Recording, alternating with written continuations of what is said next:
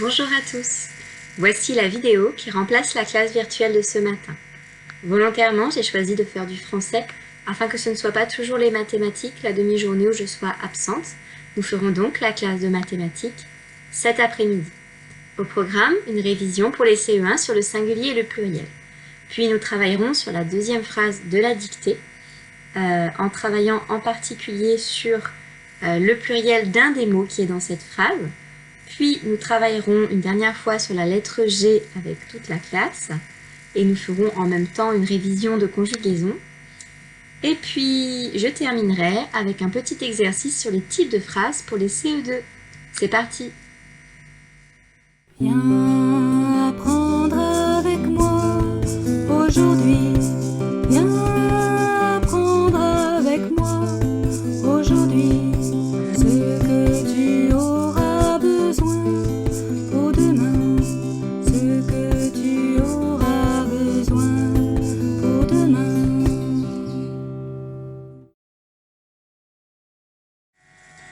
Nous commençons avec un exercice qui est plutôt réservé aux élèves de CE1. Néanmoins, si certains élèves de CE2 souhaitent le faire en révision, il n'y a pas de problème. Je vais donc rappeler ce qu'est le singulier et le pluriel, et nous allons essayer de classer les différents groupes de mots que je vous propose. Donc le singulier, je rappelle, c'est quand il n'y en a qu'un seul. Un seul objet, un seul animal, un seul lieu, une seule personne. Le pluriel, c'est quand il y en a plusieurs. Le pluriel, ce n'est pas toujours quand il y a les mots des ou les. Il y a des pluriels qui peuvent se cacher. Il faut donc toujours se poser la question, est-ce qu'il y en a plusieurs? Nous commençons avec le premier groupe de mots, ce chat. Est-ce que ce groupe est singulier ou pluriel? Je vous laisse trouver quand vous allez mettre la vidéo en pause et quand vous avez trouvé la réponse, vous la remettez pour vérifier la correction. Pause. Ce chat est un groupe de mots singulier. Il n'y a qu'un seul chat quand je dis ce chat. Passons au deuxième groupe de mots, des cartables. Pause.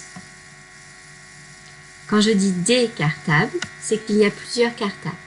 Je le mets donc dans le pluriel. Groupe de mots suivant, il est ici 15 livres. Pause. Quand il y a 15 livres, il y en a plusieurs, il n'y en a pas qu'un. Je vais donc le classer dans le pluriel. Nous avons déjà vu dans d'autres leçons que les mots nombres, à part le mot un ou une, en général désignent un pluriel puisqu'il y aura toujours plus qu'un objet à partir de deux. Groupe de mots suivant, il est ici. Mon travail. Pause. Mon travail, il n'y a qu'un seul travail. Ce groupe de mots est donc singulier. Groupe de mots suivant, une lettre. Pause. Une lettre est singulier, je le mets donc dans la colonne du singulier. Il n'y a qu'une seule lettre. Plusieurs stylos. Pause. Bien, comme son nom l'indique, plusieurs est un déterminant pluriel. Il y a donc plusieurs stylos, je le mets dans le pluriel. Voilà, c'est tout pour cet exercice. Nous allons maintenant travailler sur cette phrase, toute la classe réunie, CE1 et CE2. Vous allez commencer par prendre le temps de la lire. Pause. Je la lis aussi pour vous. Maintenant, j'ai faim et je mange une tartine de pain. Comme dans la phrase d'hier, nous allons chercher tous les mots qui contiennent le son 1. Pause. Il y a donc le mot maintenant avec un 1 qui s'écrit A-I-N. Le mot faim, A-I-M. Et le mot pain, A-I-N. Donc dans toute cette phrase, le son 1 s'écrit soit A-I-N, soit A-I-M. Nous cherchons maintenant le verbe conjugué. Je vous préviens à l'avance, il y en a deux. Donc ne soyez pas surpris si vous hésitez entre deux mots. Il y a deux verbes conjugués, deux verbes que vous connaissez très bien. Pause. Alors le premier verbe conjugué, c'est un verbe que nous avons appris il n'y a pas longtemps. C'est le verbe avoir. Regardez bien, il est un petit peu caché. Est, et pas j'ai, attention, juste le est, AI. c'est le verbe avoir. Et bien sûr, il y a le verbe manger, qui est sous la forme mange ici. S'il y a deux verbes, il y a certainement deux sujets. Je vous laisse les trouver. Pause. Eh bien, les sujets, ce sont les mêmes qu'hier. Et en réalité, c'est deux fois le même sujet. Qui est-ce qui a faim? Qui est-ce qui mange? C'est moi, c'est je. Donc, je, là, il est sous la forme J'. Donc, c'est pour ça qu'il ne fallait pas le souligner en rouge, parce que c'est le sujet, juste cette petite lettre. Et là, il est sous la forme je complet. Voici les sujets et les verbes de cette phrase. Bien sûr, on met un E à la fin de mange, parce que c'est je le sujet. Et est, AI, ben on a appris normalement par cœur dans le verbe avoir qu'avec je, on dit j'ai. J'ai quelque chose avec le verbe avoir. Je vais vous laisser maintenant le temps de recopier cette phrase. Mais bien sûr, vous mettez la vidéo en pause, vous prenez tout le temps qu'il vous faut et vous la remettez pour l'exercice suivant. N'oubliez pas le point, la majuscule, tout ce que nous venons de voir. Pause. Sur cette phrase, nous allons travailler sur le groupe de mots « une tartine ». Je l'ai réécrit ici en gros pour vous. Ce groupe de mots est singulier, il n'y a qu'une seule tartine. Et comme hier, nous allons mettre le groupe de mots au pluriel en utilisant les mots nombres. Je vais donc vous demander d'abord d'écrire sur votre cahier deux, c'est le nombre, deux tartines. C'est parti? Pause. Eh bien, voici la correction. 2 DUX, tartine, TAR, TI, NES. On n'oublie pas qu'à partir du moment où il y en a deux, on est au pluriel déjà. Et donc, on doit mettre un S à tartine. Nous allons maintenant écrire les mots. 3 tartines. Pause. 3, TROIS, tartine, comme tout à l'heure. Et toujours avec un S, puisque 3 tartines, c'est aussi le pluriel. Voici 3 tartines. Et maintenant, vous allez écrire 15 tartines. Pause.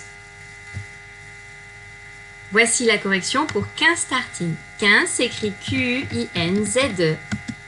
Et tartine sera toujours le même mot avec son S. Mais je pourrais écrire 1 million de tartines. Et le mot tartine s'écrirait toujours de la même façon à partir du moment où il y en a deux. Voici un rappel de la leçon sur la lettre G et ses valeurs. La lettre G devant les lettres E, I, Y va faire le son J. Je vous ai mis deux exemples, la gymnastique, la gelée. La lettre G devant les lettres A, O et U, ou bien n'importe quelle consonne, va faire le son G. J'ai choisi là de mettre des exemples avec des consonnes parce que nous n'en avions pas encore vu. La glace, j'ai bien la consonne L. Une grâce, j'ai la consonne R. Donc ici aussi, ça fera G, comme devant le A, le O ou le U. Nous avons également vu hier que pour obtenir le son J, alors que j'ai une autre lettre que E, I et Y, je pouvais directement ajouter au mot un E après le G et écrire GE. Cela fonctionne très bien. Nous avions vu par exemple le mot pigeon et le mot nageoire qui fonctionnaient de cette façon. Pour obtenir le son G, alors je suis devant un E, un I ou un Y, je vais cette fois-ci utiliser le U, donc je vais écrire GU pour former le son G quand j'en ai besoin.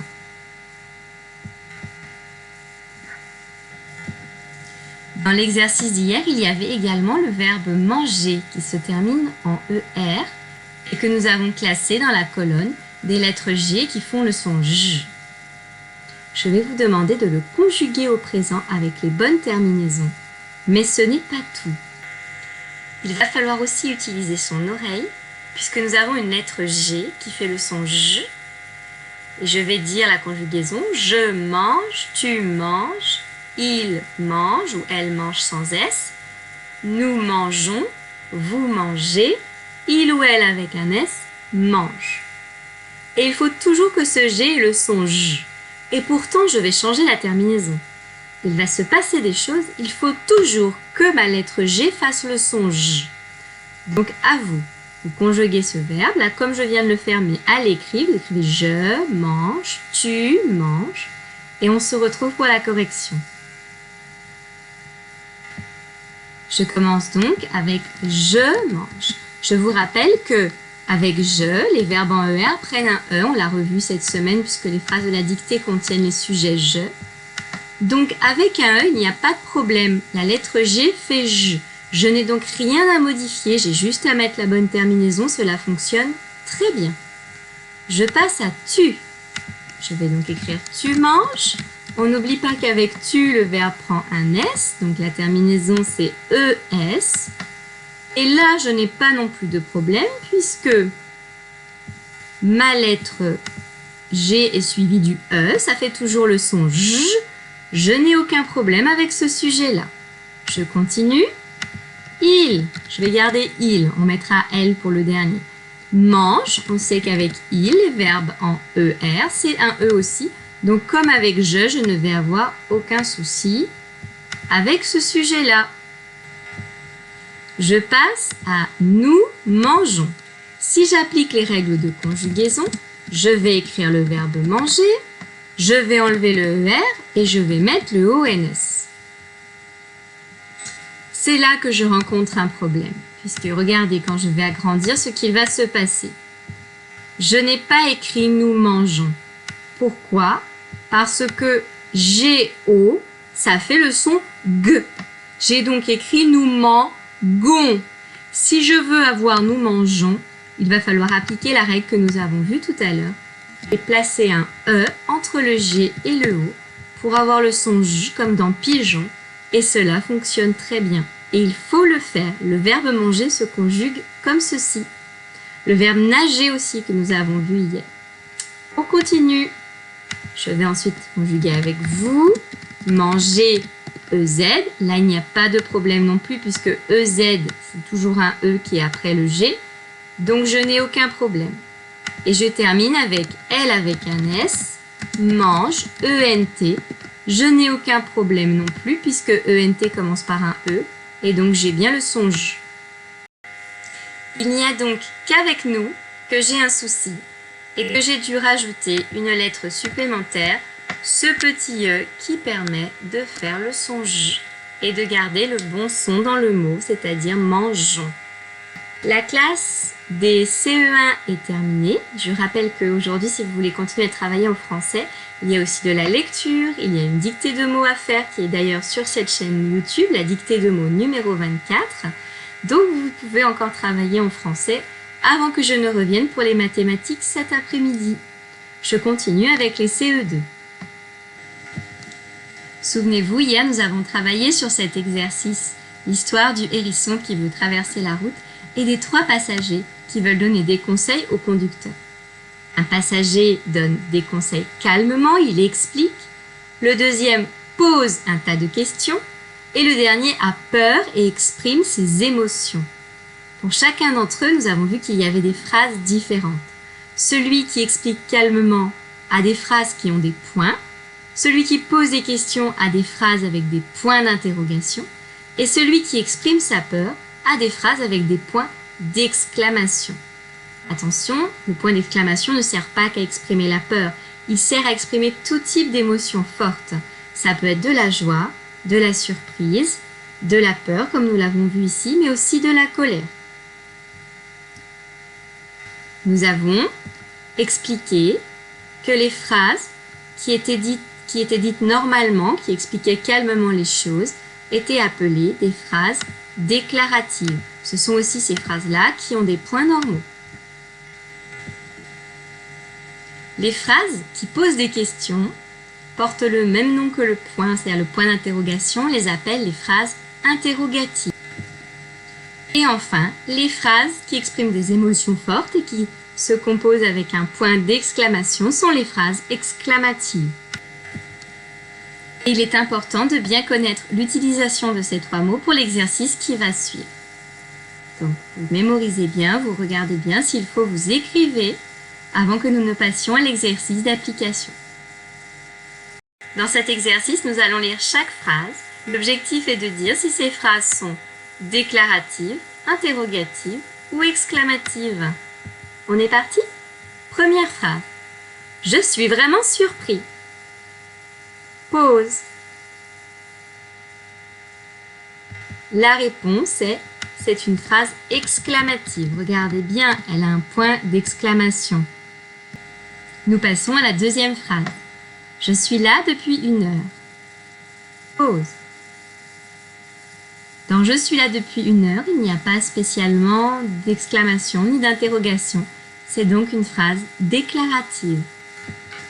Donc en fait, ici, on explique simplement qu'on est là depuis 1 heure. On n'est pas spécialement énervé à cause de ça. On ne se pose pas non plus de questions. Troisième phrase. Est-ce que tu as vu mon frère? Pause. Là, c'est très facile. Est-ce que tu as vu mon frère? C'est une phrase interrogative. Donc attention, ne confond pas les points d'interrogation et les points d'exclamation. Hein. C'est pour ça que c'est important. Tout à l'heure, je voulais que vous mémorisiez bien l'utilisation des 3 mots pour ne pas les confondre. Quatrième phrase. Pourquoi est-il toujours en retard? Pause. Eh bien, là aussi, c'est une phrase interrogative. Elle se termine par un point d'interrogation et exprime bien une question. Cinquième phrase. Il a raté son bus, c'est sûr. Pause. Cette phrase exprime une exclamation. C'est donc une phrase exclamative. Dernière phrase. Je pense qu'il va bientôt arriver. Pause. Cette phrase n'exprime rien de particulier. Elle déclare juste quelque chose ou elle explique calmement quelque chose. C'est donc une phrase déclarative. Cette vidéo de français est terminée. On se retrouve tout à l'heure pour les mathématiques. À bientôt!